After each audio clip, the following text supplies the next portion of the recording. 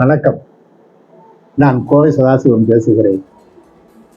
Amudha matric பள்ளி நெருப்பெரிச்சலில் மே 1ஆம் தேதி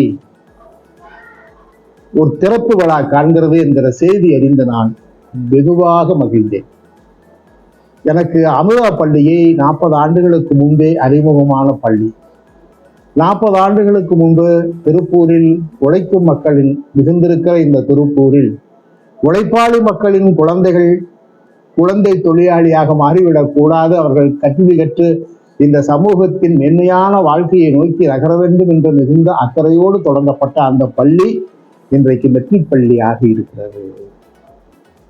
அறிவியல் மனப்பான்மை கொண்டிருக்கிற அதன் ஆசிரியர் பெருமக்கள், அந்த பள்ளியின் தாளாளர்கள், அந்த பள்ளியின் செயலாளர்கள் என்று அறிவியல் மனப்பான்மையோடு பல்லாயிரக்கணக்கான மாணவர்களை உருவாக்கிய அந்த பள்ளி வெற்றி பள்ளியாக வளர்ந்திருக்கிறது.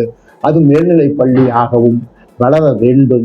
போதுதான் அறிவியல் மனப்பான்மை கொண்டிருக்கிற, சமூக அக்கறை கொண்டிருக்கிற நல்ல மாணவர்களை, நல்ல மனிதர்களை ஒரு கல்வி உருவாக்கும்.